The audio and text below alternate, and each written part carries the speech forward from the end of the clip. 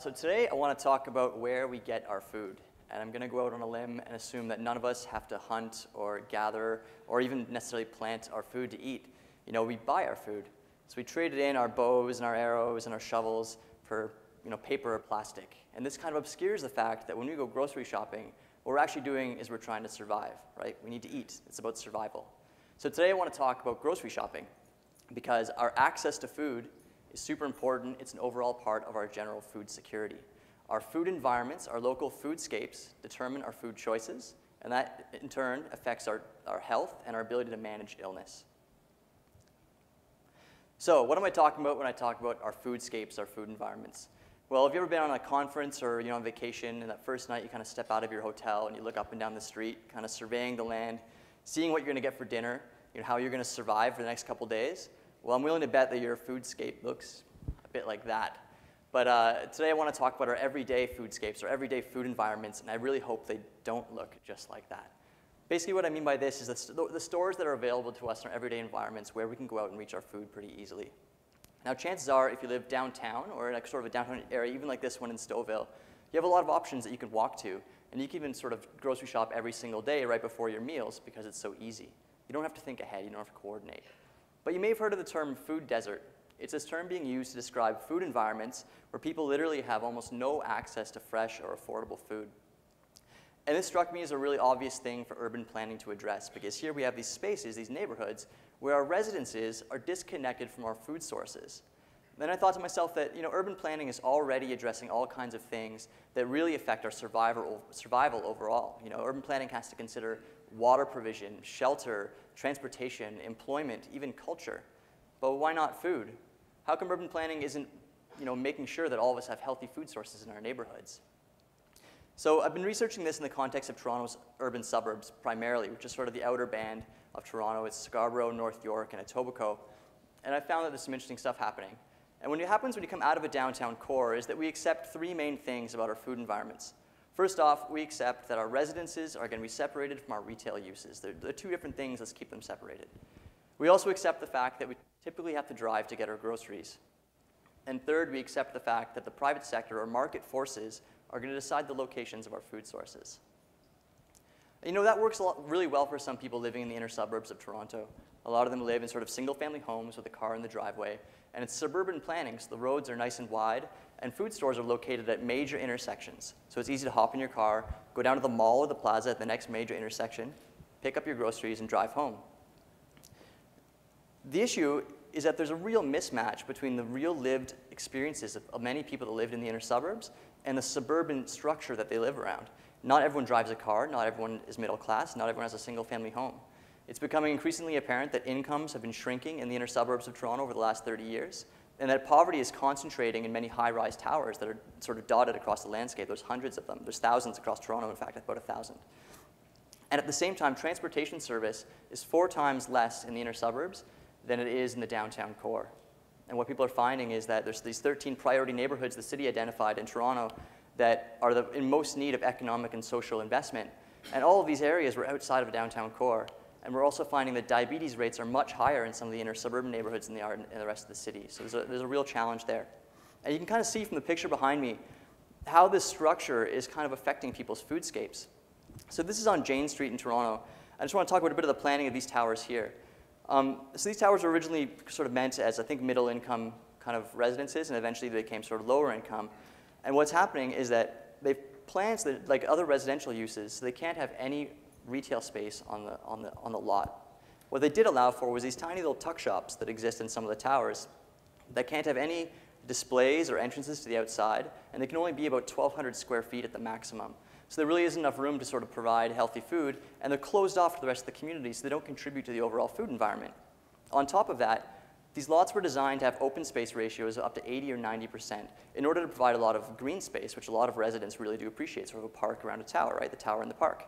But the issue is most of these towers are actually clustered together in groups of 3, 4, sometimes 5. So you get these really long kind of super blocks where there's no access to food. If you look in this neighborhood right here that I'm showing behind me, it's actually almost 500 meters, half a kilometer, just from the start of one tower to the next tower. And after that, you can't see it down the road as a golf course. So walking to get groceries for people on a low income is really, really challenging. But it's not just about high-rise towers. There's a whole mix of different experiences in the inner suburbs, and there's some more hidden mismatches between the built environment and people's lived experiences that aren't as obvious. People are finding more and more, they're seeing single-family homes with many generations of people, often new Canadians, living under one roof, often with maybe one car or no car, so people are really quite isolated and dependent on each other to get around. And there's also lots and lots of social housing projects tucked away with these sort of modernist, low-rise buildings tucked away off major roads. And these can be even more isolated than some of the towers. So there's sort of hidden pockets of poverty and new uses of the suburbs that people didn't really expect, and it just doesn't match the suburban environment around it. So people have to cope to get food. I've heard from people in my research that they have to take really long bus rides, sometimes half an hour or more. Sometimes they go to entirely different neighborhoods to get their food. There's often transfers they have to do, so it limits how much they can carry home with them, especially if they have children with them in a stroller. Sometimes all they can carry is what they can fit underneath their stroller to get home. Other people have kind of modified their shopping behavior to fit their circumstances. So what they'll do is they'll kind of go to the store, stock up on the kind of stuff they can easily carry at home that won't perish quickly. So they end up buying a big bag of white rice rather than fresh vegetables, which poses some real challenge for people that have things like diabetes. And then on top of that, some people, if they really want to stock up and get everything they need, they'll take a taxi home. So a $10 taxi ride means $10 less food for people that are on social assistance and that kind of stuff. So what I'm hearing is that there's these really large distances and a disconnection between people's residences and the food stores they need, and they really struggle, and it just compounds the frustrations of living in poverty. So what happened to that market forces business, right? Why aren't the stores coming and filling these gaps where people need food? Well, part of it is just pure market failure. It turns out that profit margins on food are razor thin. So it's really expensive to sort of own and operate a store. So it's tough to sort of take a gamble on a low-income neighborhood, and it's actually kind of hard to figure out a neighborhood where incomes are split between higher and lower incomes. So food retailers just kind of leave it because it's a bit too complicated. The other issue is that these thin sort of profit margins mean there's higher competition between food retailers. So they'll do things to each other like, they'll oppose someone's development application if they're trying to put it in a new food store. They'll kind of try to keep them out of their turf. Or what they'll also do is where we'd expect maybe them to spread out to serve the broader community, they actually end up clustering closer together to try to eat into each other's business rather than spreading out into the community and providing more people with access to food. And in some of the worst cases, what they'll do is, if their store is not working out in a community, they'll actually close the store and sell it on condition that no one else can put a food store there for decades to come. So you get this bizarre scenario where the private sector gets to put in land use policies that say you can't, it's really going to limit food access for about a generation afterwards. So we have to start thinking about this. We have to start thinking, how can we actually attract more food stores to our neighborhoods? And does our neighborhood structure allow for it? And it seems that it kind of doesn't in a lot of our neighborhoods. Suburban and even sometimes urban planning, especially in the inner suburbs, haven't really taken into account the fact that we might want to increase our retail spaces in places that are underserved. A modest-sized supermarket these days still needs about 30,000 square feet of space. And on top of that, they need lots of space to put their trucks, for loading and unloading. And planning requirements mean they have to have about 100 parking spaces for a store that size. And you can imagine if you tried to stick a supermarket that size with all the trucks next to some buildings like this, first of all, it's hard to find that kind of space, and it has some conflict with the neighborhood around it. So we need planning to actively think about this, to get in front of this, and sort of try to figure out what to do about this kind of situation. So I heard a really great story about Hamilton, Ontario recently, where they had a downtown food desert. And I guess politicians and planners there got sick of the fact that the market just wasn't providing food where it was needed. So what they did was they were proactive.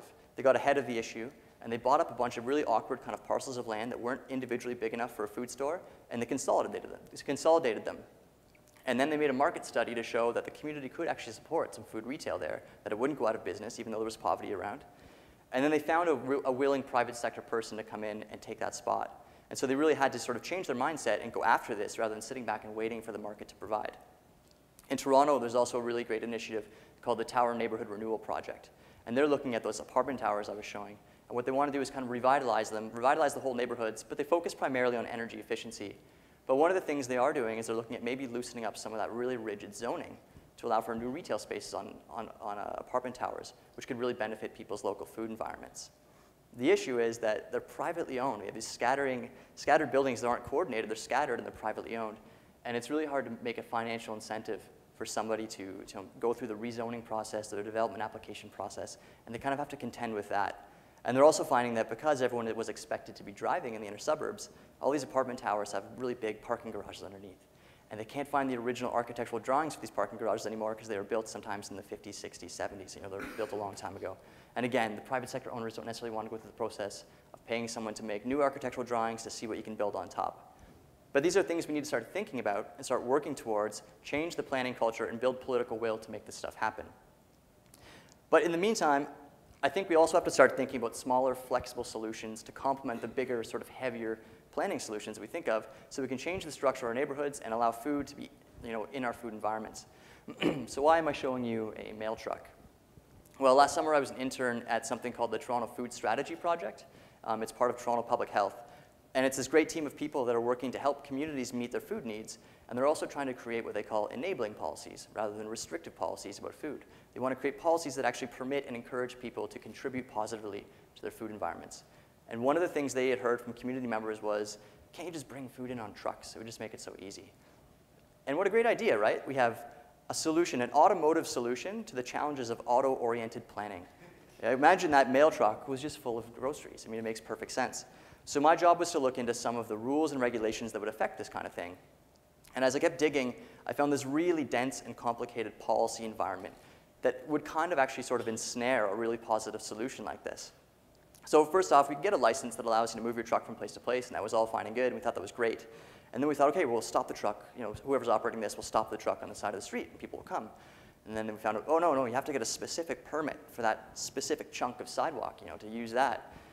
And then you can only have one at a time. You can't have two. You can't go from place to place. If you have one permit, you can't have another permit. Oh, and if you're downtown, we're actually reducing the number of those, so you know that's probably not going to work. Oh, and by the way, in the inner suburbs, you can't sell anywhere from any curbs. It's just banned outright. There's these policies and bylaws from decades ago that are still in effect that override this licensing ability, this local sort of like transportation policies, so you can't even sell from the curbside. So we thought, okay, fine. The trucks will go right up to the doorstep. You know, that's even closer. But then we're like, the zoning, right? You're not allowed to have outdoor food retail on an apartment site. So who knows? We've talked to a bunch of people, and it seems like in one place you're allowed, and one place you're not allowed, but it's very, very complicated. And to top things off, most apartment buildings have these kind of driveways like you see behind me, and all of those are fire routes, which makes sense. You need fire trucks to get in and get people out. So there's not actually a place where you can put this truck, because you can't go on the road, you can't go on the sidewalk, the zoning doesn't allow it. And it's just kind of maddening, right? So we need to free up some of the space to allow for positive food solutions. But the really good news is that the United Way and an organization called Food Share are actually going to roll out a pilot project this summer. It's going to happen, and they're going to sort of demonstrate that these policies need to be changed. Other people aren't waiting around for retail. They're just going to make the spaces themselves. They're getting their hands dirty, and they're talking to their counselors and you know, people that own property, and they're making community gardens, which they're not allowed to sell the food, but it gives them a little bit of opportunity to grow some of their own food, and it just adds to the overall food environment. You know, each little thing counts, and it puts together, eventually it creates a better, more rich food environment. And I've been part of this small community market in North York, which is another possible solution for some neighborhoods. Again, it's facilitated by this organization called Food Share, and what they do is they buy wholesale food from the food terminal, and we get to sell it to the community for prices just above cost. So all the people with low incomes have a bit of an easier time affording some fresh food, and it creates a new food space where there wasn't one before, and also a new social space where it kind of helps to fight some of the social isolation issues we're seeing in some neighborhoods. Thing is, it's pretty onerous for sort of charities and community groups to run this kind of stuff, but it's rewarding work, except the issue is that land isn't free. Even on a public school property or in a park, they want to charge fees to use land. And if you're already sort of just breaking even selling veggies to the community and they're going to charge you a few $100s per summer, it really challenges the sustainability of your project. So we need to start thinking about freeing up land, making it available to people, enabling food projects like this for everyone to be able to use them, and not getting in the way and sort of putting these challenges in. I was really lucky this past summer to go visit Eastern Germany with my planning program. We were looking at towers in shrinking cities, which was really fascinating. So I was on top of this high-rise, and I saw this image below, and it just kind of inspired me. Here below this tower is all these little mixed kind of flexible temporary structures that can be reconfigured however you need them. And almost all of them are selling food at the base of a residential tower. So food fits, right? We can make it work. People can walk by, loading trucks can go. It doesn't need to be a 30,000 square foot store, and it doesn't need to be separated from our communities. This is what it looks like at the ground level. And in this community from a different actually building, but this is an elderly community, people with really serious, like very limited incomes. And here, right outside their buildings, they can walk from vendor to vendor, find the prices they need, the food they need, and it's right there. And actually, I think the food really complements the residential space, and I think it actually helps sort of let these residential places reach their full potential, right? It's not limiting, it's not a hassle. We have to think of it as reaching our full potential by including food spaces in our neighborhoods. But it is kind of cold in Canada in the winter, right? So it's hard to always be outside buying food. So maybe we also need to start thinking about using our indoor food spaces to the best of their abilities. And there's this great program out of New York City called the Healthy Bodegas Initiative.